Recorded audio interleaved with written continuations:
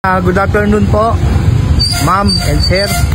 Ayun, nandito lang kami sa loob kaya si Mikmik na magpapaliwanag kung ano yung balita, yung resulta sa mga ginawa doon sa loob ng Adventist Hospital dito sa Puerto Princesa. Ayan guys, magandang hapon po Pilipinas. Na-check up na po ako ng mismong OB doctor.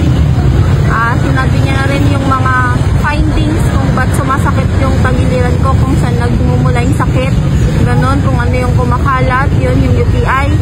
Doon daw, isa daw yun sa pinagmumula ng sakit.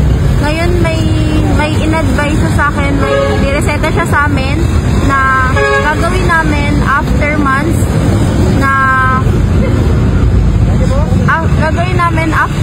na ultrasound.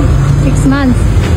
After 6 months na ultrasound, pag hindi pa din okay yung nararamdaman ko, pag may sakit pa din, nandun pa din yung sakit, hindi mawala-wala, at may mga symptoms pa din na nandito at hindi nawawala-wala sa binigay nilang gamot, magpapa-ultrasound po ulit kami para makita talaga, para maobserbahan yung bukol. Problema po sa ovary ko. Ayun, yun, okay naman. Yun, wala akong masyadong naintindihan na ako ganun pa rin yung pinagpe-pray ko kay Lord na wala na baby pa siya, sana yung sakit niya sa akin na lang. Okay yun lang. Bakit meron ka ba ovary? Ha? May ovary ka ba? Hindi, basta kung kailangan mo ng mata, bibigay ko yung mata ko. Kailangan mo ng puso, bibigay ko yung puso ko.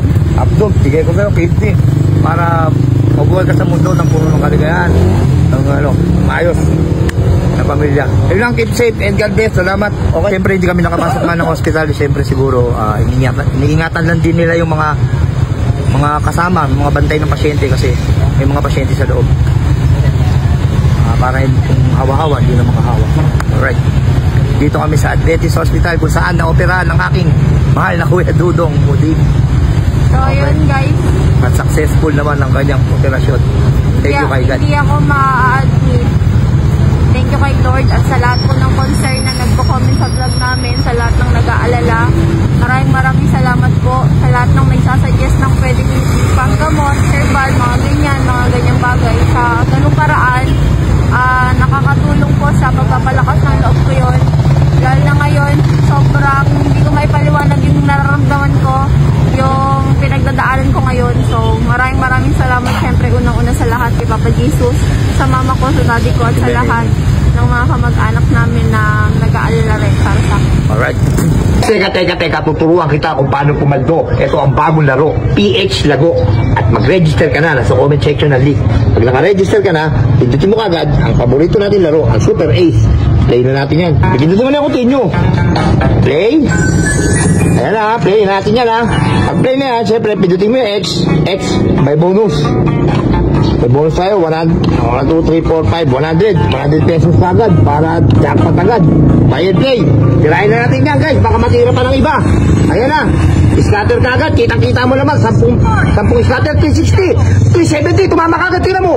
Oh, 1950, 2,320, plus 200, 25, gagawin, 2,500, ganun lang kadali, ganun lang kabilis tumama dito, plus may tatlo, tennis spin ka pa, na natira, 2,500 na, may tennis spin ka pa, simulan na natin ang laban, hindi ka pa nag-i-spin, tumama ka na kagad, bebe, ganun lang kabilis, okay, tumama pa po, 4,000, 7,000 na atin na mo, 7,000, 180, 7,260, ganun lang kabilis, PS Lago, lumalago talaga ang pera natin dito mga mamen, tingnan mo, 8,000 na, 8,300, plus 120, 8,500, 140, lago talaga ang buhay, lumalago ang pera, kitang-kita mo naman, baby, what a mighty good man, mga 10,000,